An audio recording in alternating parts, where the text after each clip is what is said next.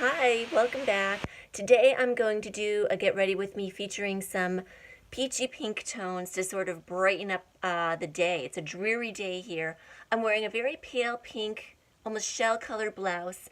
My earrings have a little bit of a pale pink sort of tone to them. They're very old Carol Lee earrings that I love. I'm going to be working with the Coastal Scents palette Revealed number 2. Yes, Reveal 2. And I believe this is a dupe for Urban Decay Naked Heat 3. And you can see it's just a beautiful palette with mattes, satins, just really pretty. So I'm going to work with that.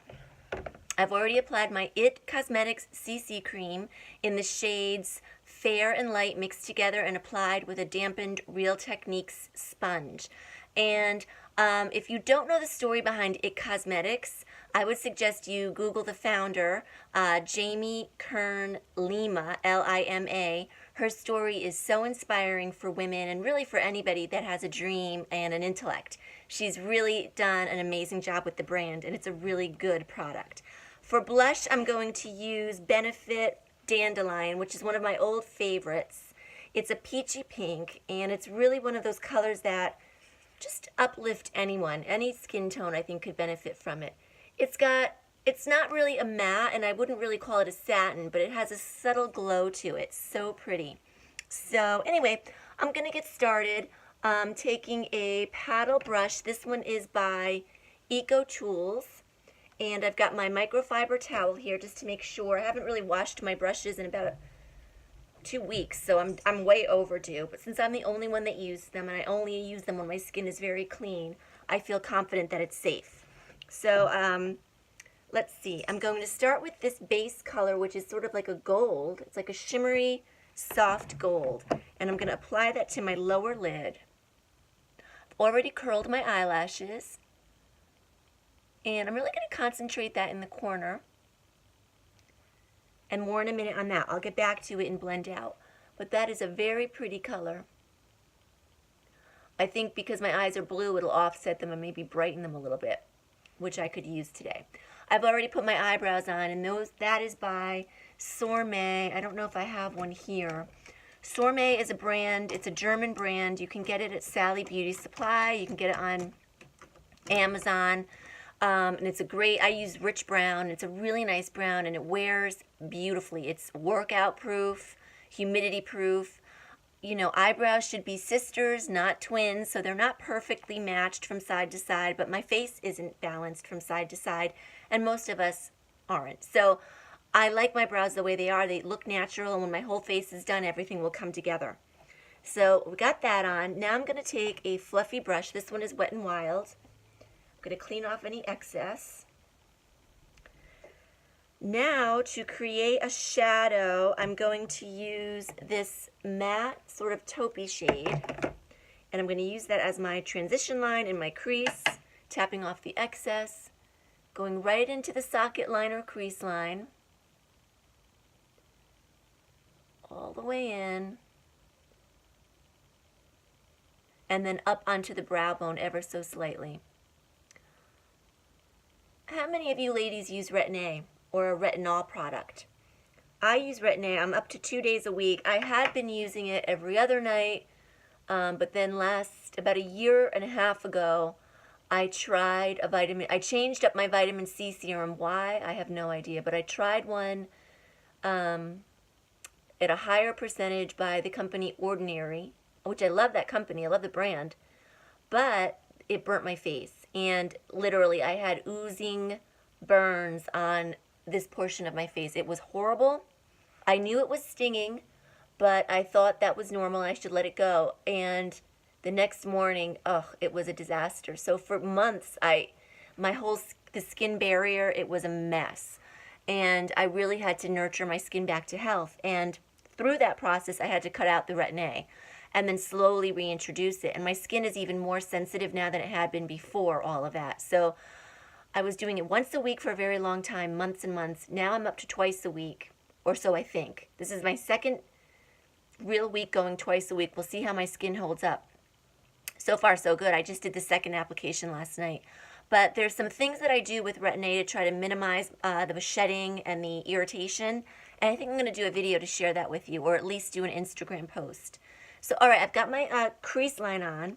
Now, it does look a little heavy, but I'm going to do some blending. So I'm going to wipe that brush off and just do a little quick blend. Little circles work for me when I'm blending. You can go back and forth. Blending you'll never go wrong with it. And if you feel you blend away too much color, you can just reapply it. There. So I think that's good. It's softer. And if I look off camera, it's because I'm using my mirror. I don't want you to think I'm being rude. So anyway, I'm doing that. And you can see as I get towards the edge, you see where my eyebrow ends and the edge of my eye is? That area is where I'm staying in. I'm trying not to go below it because I don't want to drag my eye down. If anything, I'm always working at this angle, whether it's my cheeks or my eyes or my jawline. I'm trying to lift, lift, lift, lift, lift, lift. And that's a thing that most women should do. You want to work with the shape of your face, of course, but if you want a nice lift and you want it to look, your eyes to look more open and everything to look brighter, you want to work in that direction. And most women over a certain age will say the same thing here on YouTube. It's true. Now I'm going to take a little bit of this beautiful sort of rosy tone. It's got a lot of brown and it's almost like a milk chocolate with a little bit of a purpley undertone, purpley rose undertone. And I'm just going in that outside half or so of my crease line. And as I'm applying it to my crease line, to lift the eye again, I'm working up into the brow bone.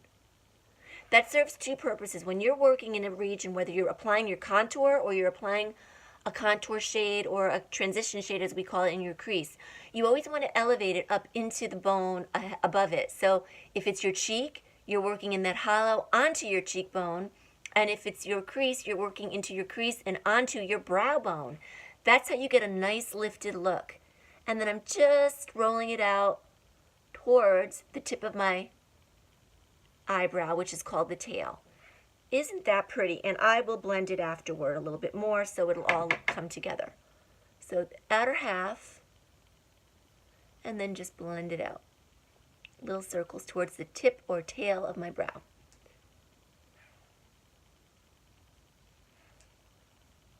There.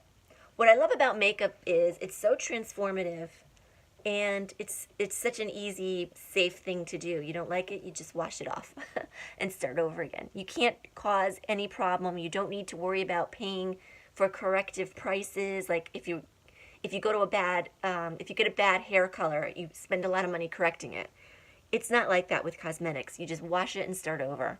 Okay, that's looking pretty good. Now, I'm going to take a slightly smaller brush. What do I want to use? I'll use this brush. I don't even know. It's rubbed off. I'm not sure who it's from. But you can see the shape of that. So I'm going to use that to sort of work in that corner area. For that, I'm going to take a darker color. What shall I use? I think I'm going to use a slightly shimmered sort of purpley color.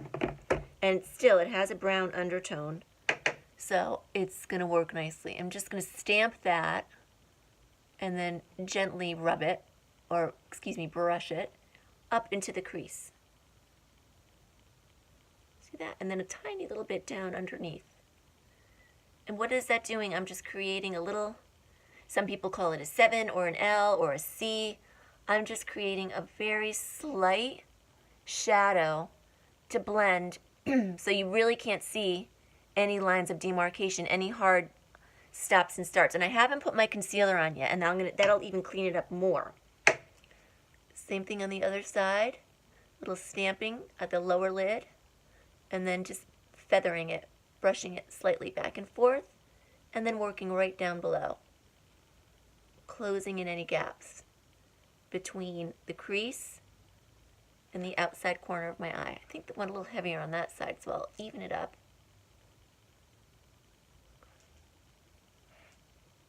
Done. Easy peasy. Okay, so we've got that on. I'm liking the way it looks. I'm going to take, where am I going to take? A nice brown. Ooh, I'm going to use this. I haven't used it in a long time. This is by NYX. and this is 609 French Fries. It's a beautiful, shimmery, red-brown eyeliner, eye pencil, fat eye pencil. See that pretty color? I'm going to work that up inside my top waterline, right inside, so just to define the eye a little bit and finish up the look. Look at that. That's pretty. These wear beautifully, and there are so many colors to choose from. I've got yogurt, which is sort of a shimmery pinky taupe, and I've got the infamous milk color, which is like a white. And they're just great for brightening the eyes. Now what I'm doing is just taking it a little bit into the roots of my lashes. See that? That just finished the whole look. I love it. As often, I leave my under eye pretty much clean except for that little bit I put on the outer edges of shadow. So I'm going to still go with that. Next up is concealer. I've got a nice, what is this, Emax design. These brushes are like, for a whole set of something like 14 or 20, $12 or so on Amazon. And they're really nice synthetic brushes, cruelty-free. I'm going to use what I've been really into again lately, rediscovered, is my Garnier Rollerball. This is an eye brightener. You can find it in the skincare section of any, drugstore, CVS, Walgreens. I bought a bunch on Amazon. It's a very thin serum consistency. It's cooling. It feels great when you're applying it. It won't crease. It won't settle into fine lines. It's buildable. You can throw one in your purse if you need to touch up. It's great under the eyes. I discovered it from Beauty 101 by Lisa. She's beautiful. I'll put a little here, a little here, a little here, a little bit down the bridge of my nose. Did that even come out? There we go. So I'll let that set. I like to let it dry just a little bit, and as it dries up, it'll be even easier to blend. So while that's happening, let's do a little blush. I'm going to use my Real Technique sort of, I forgot what these are called, but you see how they're an angled sort of fan brush, but thick? I love it. And I'm going to take that beautiful dandelion blush. So anyway, back to Retin-A. I find I mix it with a cream before I apply it. I don't go full strength. I'm at 0.05%, and that's where I'll probably stay. I mix it with this organic, it's called Honey Skin Organics Cream, which has got real Manuka honey in it. And I've discovered that from Dominique Sache. She's another beautiful YouTuber, also a newscaster in Houston, but she's wonderful. And her doctor had told her to use it, so I thought, well, I'll give it a whirl. And honest to God, it is a beautiful skin cream. It's organic, it's clean. It is so soothing and moisturizing and hydrating. So I really like that. And I find by mixing it with my Retin-A, I get a much better result. Now see, I'm putting it on the high part of the apples of my cheeks to give my face a little lift. Always think up. Don't know if I need a lot of contour today, but for the sake of the video, I think I'll put a little on. And I love this one. This is by Wet n Wild. Very affordable. It's called the Contouring Palette, Mega Glow Contouring Palette. This is in Dolce de Leche. It's got a slightly pink undertone. So it's really pretty and soft. So I'm going to take this Sigma brush. I love this brush. F79. F like Frank, 79. Tap it into the contour and just apply a little. Working in the shadow that I feel just under the bone and up onto my bone. And then mixing it together. You can do your contour first before your blush. You can do it after your blush. Today I'm just doing it after the fact. Whatever works for you. They're really, once you know the basic rules of placement and you have some comfort level with blending, which is so foolproof, you can sort of break and bend the rules a little. See how I'm working it? I worked it into just below that bone where that hollow is, and then I'm still blending it up into my bone.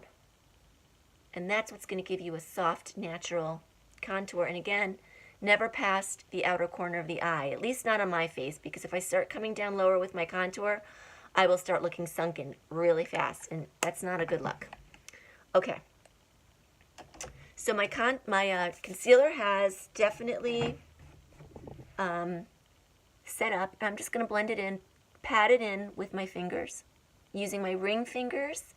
They are the weakest fingers on your hand, anybody's hand. So it's the least amount of pressure under your eye, and that delicate eye skin. I learned that many, many years ago when I worked in cosmetic sales. And it's true. Okay. Just blending up into those marionette nasal labial fold lines. And that's good. I think it looks great. Okay, so now I'm going to set with a little bit of powder. Going to use my Flower Beauty Miracle Glow Satin Finishing Powder. It's really nice powder, very affordable. You can get it at some Walmarts. You can get it online on their website. You can get it at Ulta. I just shook a little bit into the cap, and now I'm going to rub my Real Techniques powder brush, swirl and swirl and swirl, get it up in there. Tap the excess and just apply it to set. Look at that. Easy. And I'll even blend my blush just a little bit more. Done. I didn't contour under my chin, so I'm going to do that now to show you how you can just enhance your jawline. Okay. So back to my, oh my goodness, my contour brush. Just going to take a little bit with whatever's left on the brush and just going to go right along and under my jawline. Just creating a little shadow and then blending downward. See that? Perfect. On to lips. Let's see what we've got for lips. I'm going to use my number one, which is Wet n Wild 666 Brandywine. It is a Your Lips But Better. And I'm just following the line of my lips as best as I can. And then filling in haphazardly the outer third of my top and bottom lip. That will give your lips some longevity, your lips color, and also kind of makes your lips look more full. So that's good. I'm going to use, I think this might be discontinued, but it's a beautiful NYX color. NYX Glam lipstick, aqua lipstick. I'm sorry that they discontinued this. This is in the shade, oh, what was it? Enchanting, or Enchanting Enchantment. And it's a peachy pink frost, but not too sparkly. There's not glitter in it. And it's just a nice satiny, really pretty color. Like it. And now I'm going to finish up with some mascara. Working through my Estee Lauder Sumptuous Knockout. This is a beautiful mascara. I've already curled my lashes like I mentioned. It's a nice black. I've been thinking about starting to use a primer. I've used them before, but for my eyelashes, and then I always give up on it. I try to keep it simple. I do use a lash growth serum. Right now I'm using Careprost. I love the, what's the other one called? Grande Lash. I think that's a fantastic product. It's very expensive. So I kind of switch off between the two. But with mascara, this mascara is wonderful. It does lengthen and thicken. It's not clumpy. And it is easy to remove, which is really, if a mascara doesn't come off easily for me, I'm not going to use it because I don't want to tear at my skin and at my eyelashes just to take off my makeup at night. I want it to be a relaxing experience. I don't want to cause any damage. Now see, I'm just going back in and making another layer. It's really a nice mascara. So I hope you've gotten a couple of tips from me today. Makeup does not have to be complicated.